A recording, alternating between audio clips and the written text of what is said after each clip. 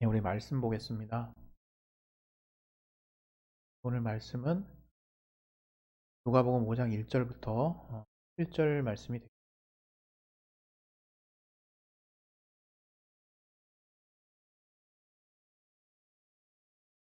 7절까지 하겠습니다. 8절부터 11절까지 다시 하고요. 우리 누가복음 5장 1절부터 7절까지 우리 합독하도록 11절까지 합독하도록 하겠습니다. 시작.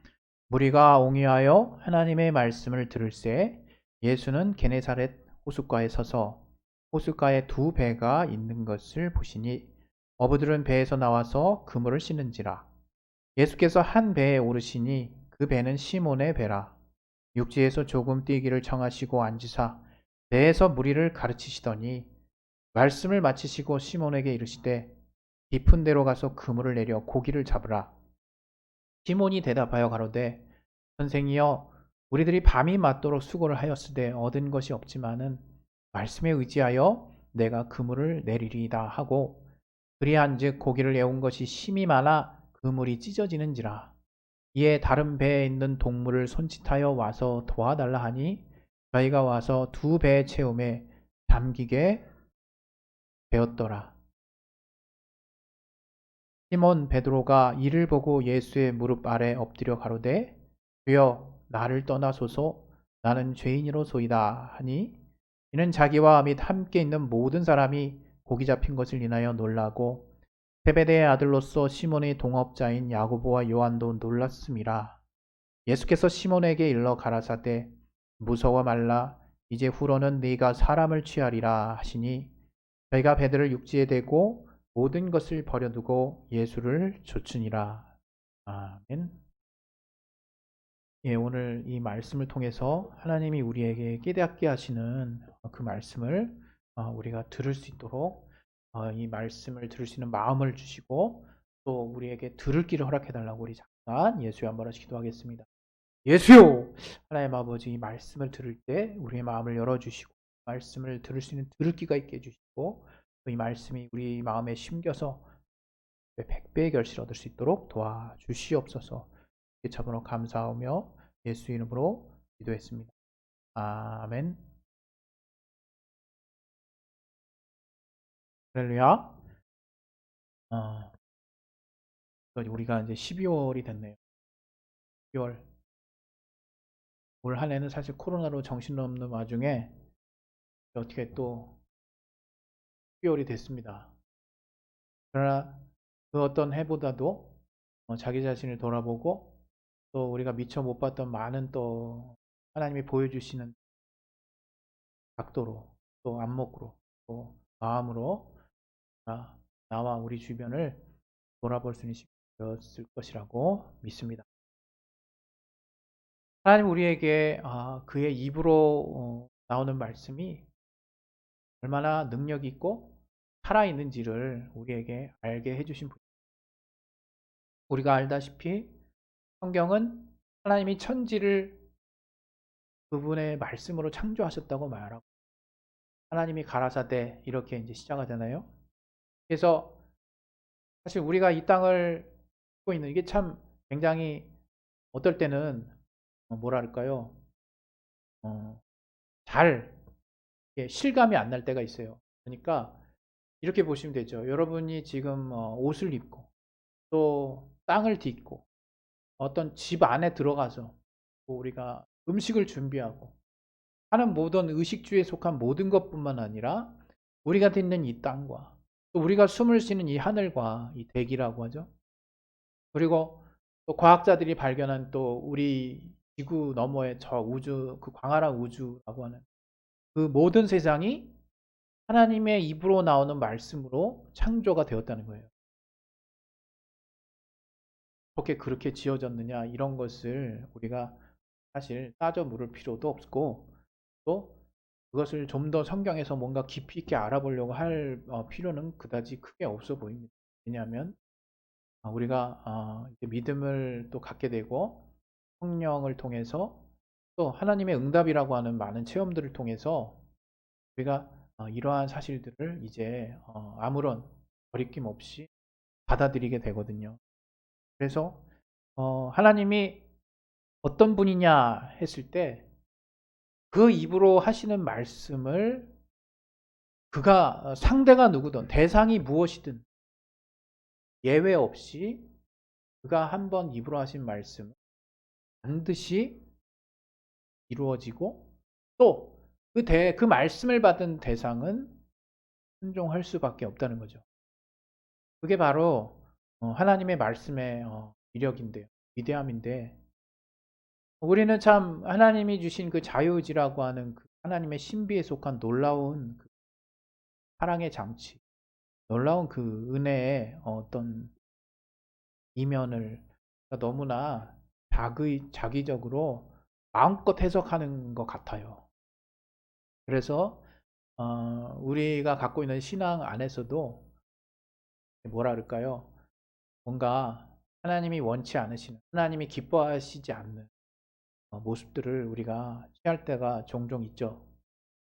우리가 알고 있는 복음이라고 하는 것도 사실 하나님이 이렇게 그분의 입으로 모든 만물을 창조하시고 우리조차도 생육하고 번성하라 우리를 지으신 또 생기를 그 코에 불어넣으셔서 하나님의 말씀으로 살 수 있게 해주시고 또 우리를 만물을 다스리게 하심으로 만물 위에 우뚝 서게 하셨어요. 이것이 다 우리가 잘나서가 아니라 하나님이 그렇게 할 수 있도록 우리를 그렇게 만드셨기 때문인 거거든요. 그런데 우리는 어느 때부턴가 이제 고도의 과학 문명 또 많은 또 세월을 거치면서 보이지 않는 하나님 앞에 정말 이렇게 배은망덕한 모습을 보이는 일들이 너무 비일비재하죠. 너무 많죠. 때로는 우리 그리스도인조차도 그런 것 같아요. 우리가 하나님 앞에 기도하죠. 그리고 하나님의 말씀을 우리가 받으려고 몸부림칩니다. 되게 웃긴 것은 이전에도 얘기한 것 같은데 기도 기껏 해가지고 뭔가 마음에 감동되는 말씀을 이제 받았나 봐요. 하나님 말씀을 주시죠. 우리가 이렇게 뭔가 몸부림쳐야 주시는 것이라고 저는 생각지 않습니다. 어느 때든지 늘 우리 앞에 펼쳐진 인생 앞에 하나님 예비하시는 분이기 때문에 언제나 늘 우리가 귀 기울이려고 마음의 준비가 되어 있고 겸손한 심령, 말씀을 들으려고 하는, 말씀을 따르려고 하는 그 겸손한 심령, 그 준비된 심령이 있다면 하나님이 얼마나 우리를 향해, 우리의 인생을 향해 많은 말씀을 해주시는 분인지를 알 수 있는 거거든요. 그런데 평소에는 그렇게 하나님이 하시는 말씀에 귀 기울이지 않다가 자기 이제 코가 석자가 됐죠. 어려운 문제가 발생했을 때 막 하나님께 기도해서 기껏 기도해서 뭔가 마음을 하나님께 열고 하나님의 말씀을 들었어요. 하나님의 말씀을 또 받았다고 하죠. 또 마음에 생각나는 말씀이 있죠. 근데 신기한 거는 그런 말씀을 딱 받았을 때 그 말씀을 이제 취사 선택을 해요. 그것을 순종할 것이냐 말 것이냐 내가 임의로 선택을 합니다. 또 말씀들을 받았을 때 이 말씀 저 말씀을 이제 받았을 때 그중에 나에게 더 유리한 거, 나에게 더 나아 보이는 것을 또 취사 선택합니다. 굉장히 웃긴 일이죠. 굉장히 때로는 어이없기도 하고요.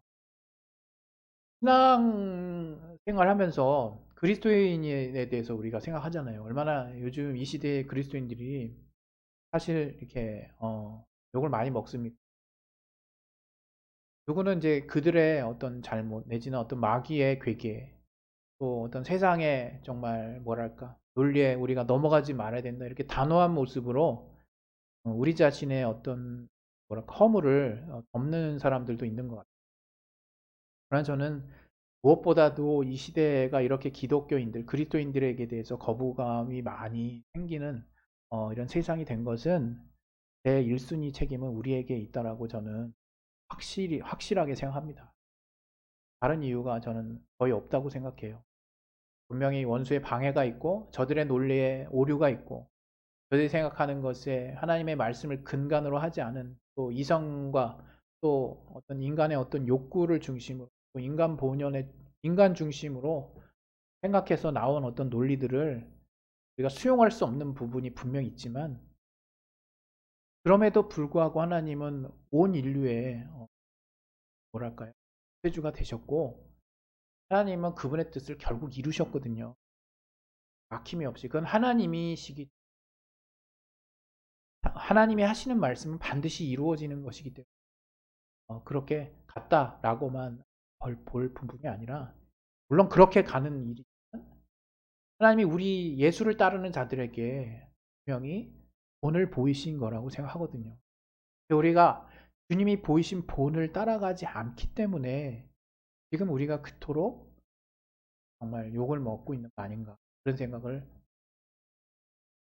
다시 이제 이전으로 돌아가서 우리가 하나님의 말씀을 참 임의로 해석할 뿐만 아니라 하나님의 말씀을 우리가 기독교인이라면 어떻게 생각하는가 누구보다 잘 알거든요.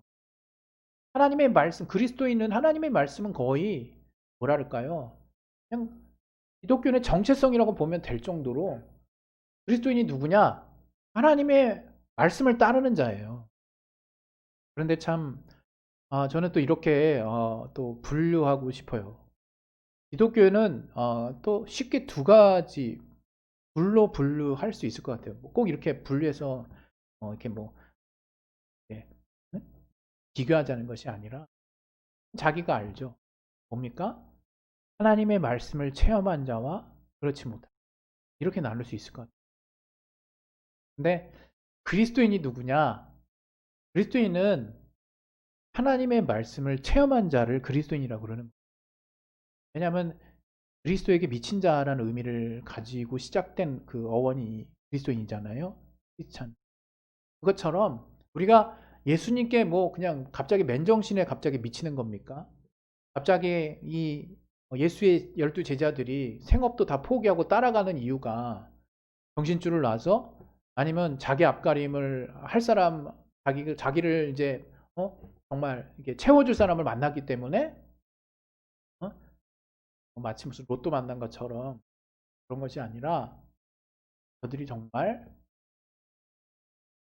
주님의 말씀을 체험했기 때문인 거죠. 바로 이분이 정말 하나님이시구나 하는 것들을 어느 순간 알게 된 거죠. 물론 저들은 인간적인 연약함 때문에 저들이 이제 성령이 임하신 이후에야 비로소 주님이 기뻐하실 만한 믿음을 보였지만 그 이전에 성령께서 순간순간 감동하시는 그 역사를 따라서 저들이 그렇게 결단하고 과감한 행보를 보일 수 있었던 것은 저들이 분명 하나님의 말씀을 체험했기 때문이에요. 저는 우리가 신앙생활을 오래 한다고 그 사람이 하나님 앞에 성장한다고 생각하지 않아요. 그리고 말씀을 많이 봐서 성장한다고 생각하지도 않습니다. 그리고 전도를 많이 해서 특별히 하나님이 상급이 크다라고도 생각하지 않아요. 그 모든 것은 믿음과 관련이 있고 또 하나님의 하나님과의 중심에 관련되어 있는데 그 중심에 속한 것들이 뭐냐? 바로 내가 정말 그 말씀 앞에 겸손한 자가 되었느냐? 그게 관건이거든요. 다시 말하면 내가 하나님의 말씀을 체험했느냐? 그 말이에요. 그런데 이게 참 많은 사람들이 많은 이제 대부분 이제 의외로 많은 기독교인들이 말씀을 체험하는 부분을 마치 어떤 코스 중에 한 부분으로 생각하는 것 같아요. 네. 내가 이제는 뭐 기도하는 법을 배웠으니까 이제 전도하는 법을 배우고 이제 말씀을 이제 받아들이는 법이랄까요? 말씀을 읽는 법이랄까? 말씀을 내가 받는 법이라 그럴까요? 마치 이런 어떤 일정한 신앙생활의 어느 한 코스 중에 하나인 것처럼 이렇게 받아들이는 것은 아닌가 우리가.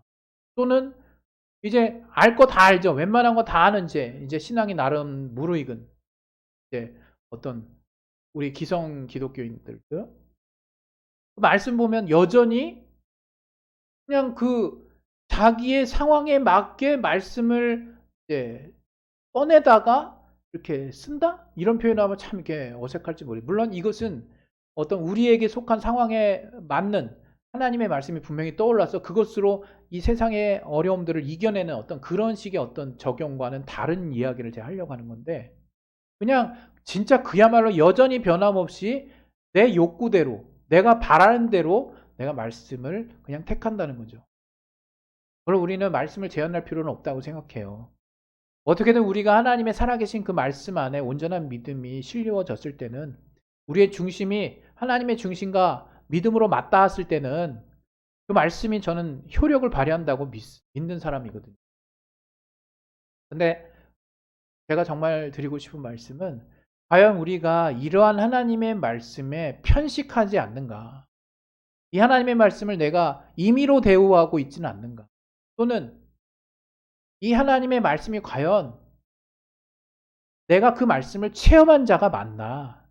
라는 것을 저와 여러분이 한번 나눠보고 싶은 거예요. 오늘 본문의 이 베드로와 예수님의 이 만남의 장면 얼마나 유명합니까? 노래로도 나왔고 찬양으로도 나왔고, 말씀하시면 오늘 같이 했죠. 그러나 정작 베드로가 무엇을 체험했는지 우리가 정말 많은 설교를 듣고 알고 있음에도 내가 그 말씀을 체험하는 부분에 대해서 얼마나 내가 중요하게 생각하고, 그 말씀을 체험하는 삶에 대해서 내가 내 신앙에 얼마나 중요한 위치에 그것을 놓고 있는지를 돌아봤으면 좋겠어요. 여러분, 기독교는 체험의 신앙입니다. 그럼 뭘 체험하느냐? 바로 하나님의 말씀을 체험하는 거예요. 왜 말씀을 체험한다고 얘기할까요? 우리는 보통 체험한다 그러면 어떤 우리 눈에 보이는 어떤 사건, 우리 눈에 보이는 어떤 환경 안에서 이루어지는 어떤 일련의 일들을 체험하는 거죠. 사람을 만나면서 그 사람을 체험하는 거죠. 그러나 하나님 보입니까? 하나님 보이지 않으십니다. 그러나 살아계신 분이죠. 그래서 그분은 말씀하셨다는 거죠. 그분은 말씀하시고 말씀하신 대로 역사하시는 분이세요. 우리가 하나님의 그 말씀을 통해서 하나님을 볼 수 없다면, 하나님의 말씀을 통해서 그 말씀을 체험하지 못한다면 하나님을 보지 못하는 거예요. 하나님을 알지 못하는 거예요. 그래서 우리가 하나님의 말씀을 체험한다는 게 그 어떤 것보다도 우리 기독교인들에게, 우리 그리스도인들에게는 너무나 중요한 대목이 되는 겁니다.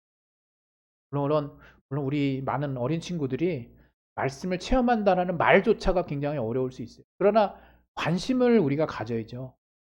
우리가 관심 없는 영역에서 그 부분을 체험하게 되면 그 부분에 눈이 뜨이죠. 그러면서 이제 더 이상 그 부분 때문에 우리가 어려워하지 않고, 더 이상 이제 그 부분 때문에 우리가 이렇게 멈추지 않죠. 마치 우리가 하나님을 알아가는 과정에서 말씀을 체험한다는 것은요, 하나님을 인격적으로 점점점 더 알아가기 때문에 내가 성장하지 않을 수 없는 거죠. 신앙생활이 오래됐다고 성장하는 게 아니라 하나님의 말씀을 체험하는 분량만큼 내가 하나님을 인격적으로 알게 되는 거예요. 하나님이 말씀하신 것들을 내가 평소에 어떻게 대하느냐에 따라서 내 믿음의 성숙도가 사실은 진단이 되는 겁니다. 여러분, 오늘 이 본문의 이 베드로는 어부였죠. 어부. 야고보와 요한, 베드로의 친구들도 어부였어요. 갈릴리 호수 근처에서 이렇게 정말 낚시를 해서 생업을 잇는 어부였습니다. 누구는 그렇더라고요. 그때 배를 갖고 있을 정도면 굉장히 부자라고, 그런 것 같아요. 그러나 어찌됐건 분명한 것은 평생을 고기를 잡으면서 생계를 유지해야 했던 사람들이 바로 이들입니다. 그런데 이들이 밤새도록 그물을 내렸어요. 평소 그 얼마나 그 게네사렛 호수 이 지경, 이 해저 지형을, 아니 해저래, 이 호숫가를 얼마나 잘 알겠습니까? 워낙 이제 호수가 커서 이제 바다라고도 얘기하지. 어찌됐건 그들은, 제가 이제 그 고기 잡는 걸 이제 좀 좋아해가지고 낚시를 이제 과거에 많이 했었어요. 낚시를 하다 보면 그냥 이런 게 있는 거죠. 물고기가 사는 곳이 있어요. 그래서 이렇게 어부들은요, 이렇게 뭐랄까요, 어탐기라고, 어군 탐지기라고 있어요.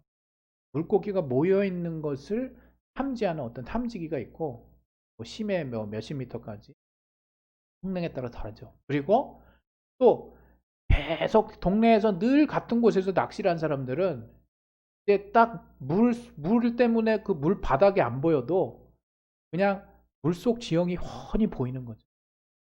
물고기는 주로 이렇게 수초가 있고 약간은 이렇게 열라 그러죠. 이렇게 꼭 들어가 있고 뭔가 숨을 수 있는, 그러면서도 아늑하고 뭔가 좀 수온이 일정하게 유지되고 따뜻하면서도 모든 위협으로부터 좀 방어받을 수 있는 그런 뭔가 숨는 걸 좋아하는데, 통상 물고기들이 우리가 사실 물이 딱 덮여있는데 그 속이 뭐 어떻게 보입니까? 하나도 안 보이죠. 그러나 그 지역에서 오래 산 이제 토박이들은 그냥 낚싯대 그냥 대낙 되게 그지 같죠. 막 릴대 같이 막 이렇게 막 번질나고 멋진 뭐 낚싯대도 아니에요. 그야말로 대나무에 줄 있는 거죠. 낚시 바늘 있는 거고. 그렇게 묶어서 지렁이 하나 꽂아가지고 그냥 어디다가 툭 던져도 잘 물어요. 그게 이제 왜 무슨 차이냐? 낚시꾼들 사이에서는 그 낚싯자리가 굉장히 민감하거든요. 떡밥을 얼마만큼 계속 줬느냐에 따라서 물고기가 모이기도 하고, 또 어떤 지형에 내가 얼마나 선점을 해서 정말 이렇게 낚싯줄을 들이우느냐에 따라서 어획량의 차이가 있습니다. 이제 낚시 얘기가 갑자기 너무 많이 나왔는데, 중요한 건 뭐냐? 베드로가 이런 물고기 전문가였다는 거예요. 우리가 익히 들어온 바처럼 그 전문가라는 물속 그 갈릴리 바다의 그 바다 그 호수에 물속 지형을 훤히 알고 있는 거예요. 그리고 이런 날씨, 이런 수온, 그리고 추워지면 이게 언제부터 온도가 점점점 낮아져 가지고 물 전체가 낮아지면 어느 때부터는 안 되고, 태양이 껴가지고 물의 온도가 올라가면서 어느 정도 수온, 어느 정도 위치, 어느 정도 그 물로부터의 위치에 물고기들이 모여 있는지, 이런 것들을 훤히 알고 있는 거예요. 베드로는, 야고보와 요한. 그래서 그물을 고기가 있을 만한 곳에 던지는 거예요. 전문가죠, 정말. 그런데 예수님께서 뜬금없이 시몬에게 깊은 데로 가서 그물을 내려 고기를 잡으려, 그냥 이게 저는 너무 이렇게 좀 신기했어요. 그냥 깊은 데예요, 깊은 데. 어디 저쪽 어디로 가서 뭐 이런 얘기도 안 하셨어. 이 어쨌든 본문에 보면 깊은 데로 가래. 물 깊은데 물고기가 뭐 있겠죠. 얕은 데보단 있겠죠. 그러나 의외로 얕은 데서도 수초가 있고 막 이렇게 잘 숨어 있을 수 있는 곳이 있으면 큰 고기들도 있고, 또 이곳이 호수기 때문에 호수의 가장자리들, 또 물 깊은 곳에 워낙 넓지 않습니까? 갈릴리 바다가. 이 넓은 곳에 어디 고기가 있을 줄 알고, 그냥 근데 주님의 말씀은 간단해요. 아주 정말 비전문가가 하는 말하고 흡사 비슷합니다. 그냥 깊은 데로 가서 금을 내려. 그게 다예요. 정말 이게 저 같으면요, 정말 코웃음 칠 만한 정말 이렇게 짓이거든요. 아니 깊은 데도 한두 군데야지. 내가 늘 했는데, 네가 보니까 저쪽 그 깊은데 저쪽 부분은 네가 계속 안 하는 것 같은데 저쪽이 사실은 물속 지형이 물고기가 잘 모여 있을 만한 거기다 던져봐라. 뭐 이렇게 얘기하면 약간의 그 설득력을 얻어서 그 말에 약간 힘이 좀 실려서 이렇게 뭔가 해보려는 마음이 조금이라도 들 것 같아요. 근데 사실 이 말은요, 예수님이 깊은 데로 가서 그물을 내려 고기를 잡으라 하는 말은요, 그냥 네가 열심히 다시 한번 해봐, 그냥 이런 어떤 격려도 안 되는 수준인 거죠. 네가 그동안 밤새도록 했는데 한 마리도 못 잡았으니까 다시 한번 가서 그냥 다시 한번 해봐, 이런 소망, 약간의 어떤 격려 차원의 소망이 담긴 위로의 말도 아닌 것처럼 전 들려요, 사실 제가 받았을 때. 근데 시몬의 대답이 어땠냐? 선생님이요, 우리가 밤새도록 수고를 해서 잡았지만 얻은 것이 없지만 말씀에 의지하여 내가 그물을 내리리다. 저가 왜 말씀을 의지했는지, 어떤 마음을 의지했는지 그 마음의 그 속을 우리가 꿰뚫어 볼 수는 없습니다. 그러나 여기 굉장히 핵심적인 내용이 들어있어서 우리가 항상 좋아하는 구절로 인용을 많이 하죠. 바로 베드로는 그때 그 성령의 감동하심이 있었는지 어쩐 마음의 변화가 있었는지 모르겠어요. 그러나 혹시나 하는 마음이었는지, 아니면 예수님의 이전에 그 소문들을 듣고 늘 항상 예수님을 메시아로 정말 생각하고 있었던 어떤 부분들이 있었던 차에 이렇게 순종했는지 정확히 알 수 있는 길은 없습니다. 그러나 분명한 것은 베드로가 주의 말씀 의지했다는 거예요. 주의 말씀을 의지하여 내가 그물을 내리겠습니다. 했다는 거예요. 이러한 사실 사례들은 성경에 많이 있습니다. 아브라함이 그 아들 이삭을 바칠 때 정말 주의 말씀, 하나님의 말씀만 믿고 저를 번제단에 죽기 직전에 이르르기까지 하나님이 알리시지 않았다면 죽었을 수도 있을 만큼 말씀대로 그 말씀을 의지해서 아이를 또 키우려고 하는 모습도 있죠. 거기서 그 뒷이야기라고 할까요? 우리 신약에는 히브리서에도 보면 저가 당연히 하나님은 이삭으로 말미암아 정말 씨가 번성하리라고 네 자손이 번성해 말씀하셨기 때문에 절대로 이삭을 죽일 리가 없다. 내가 이렇게 죽이더라도 하나님 다시 살리실 거다. 그래서 아브라함이 갖고 있는 믿음이 어떤 믿음? 없는 것을 있는 것 같이 부르시는 엄청난 믿음을 가지고 이삭을 번제로 바치라는 말씀에 순종했어요. 바로 그 하나님의 말씀을 의지한 거거든요. 이것이 바로 하나님의 말씀을 체험할 수 있는 비결인데 여전히 우리들 중 많은 사람들은 말씀을 의지하는 법을 몰라요. 고넬료의 가정에 베드로가 왔을 때도 우리가 이제 당신이 이렇게 왔으니 하나님의 말씀을 하나님 앞에 서 있다고 말을 했거든요. 우리 고넬료 우리 잘 아는 내용이지만 사도행전 33절 말씀 한번 같이. 고넬료 집에 베드로가 왔는데 그것을 고넬료는 그 베드로를 어떻게 봤느냐? 우리는 주께서 당신에게 명하신 모든 것을 듣고자 하여 다 하나님 앞에 있나이다. 이렇게 말했어요. 그리고 우리 백부장 아시죠? 백부장. 그것도 한번 다시 보겠습니다. 분평 아들을 둔 백부장. 백부장이 대답하여 가로되 주여 내 집에 들어오심을 예수께서 이제 찾아가신다 그랬을 때 내 집에 들어오심을 감당치 못하겠사오니 다만 말씀으로만 하옵소서. 그러면 내 하인이 낫겠삼나이다. 편에 보면 107편에 하나님이 우리를 그 말씀을 보내주셔서 우리를 미경에서 구해주신다는 말씀. 하나님은 말씀을 통해서 일하시는 분이세요. 여러분, 우리가 그리스도인이라고 하는데 다른 거 다 차치하고 우리는 이 하나님의 말씀을 체험하는 자라고 하는 정체성을 우린 분명히 해야 돼요. 말씀은 고민하는 게 아니에요. 말씀은 취사 선택하는 것도 아니고 말씀은 내가 바라는 것을 말씀에도 있으니까 그것들을 가져다가 내가 바라는 것을 이루는 수단도 아니에요. 하나님의 말씀은 분의 사랑입니다. 하나님의 말씀은 우리를 향하신 분의 뜻이고 하나님의 말씀은 우리를 살아나게 하는 생명의 길이 되시는 거예요. 우리가 하나님의 말씀을 의지할 수 있는 것은 그 말씀을 의지했을 때 능히 우리를 생명의 길로 인도하시기 때문이에요. 능히 우리에게 풍성한 응답을 주시기 때문이고 능히 우리에게 가장 정말 우리에게 필요한 것, 가장 선한 것, 가장 우리가 기뻐할 수 있는 응답을 주실 수 있는 것이 바로 하나님의 말씀이거든요. 그분의 말씀은 살아있습니다. 여러분 우리가 이 말씀에 대한 거 얼마나 많이 듣습니다. 그러나 오늘은 저와 여러분이 이제 이렇게 자기 자신에게 한번 물어봤으면 좋겠어요. 나는 정말로 하나님의 입으로 나왔다고 하는 이 말씀, 예수께서 그 하나님의 입으로 하신 말씀을 순종해서 우리에게 알려주신 이 진리 되시는 그 말씀을 난 정말 체험하고 있는가? 다른 말로 취하면요, 나는 그 말씀 앞에 겸손한 자인가? 그거 이제 물어보실 때가 됐어요. 그럼 말씀은 막 선택하는 게 아니에요. 말씀은 이제 경우에 따라서는 얼마나 이 시대가 악하냐면 단위에 있는 일부, 정말 일부라고 생각하는데 지도자가 말씀으로 이제 교인들을 협박하는 거죠.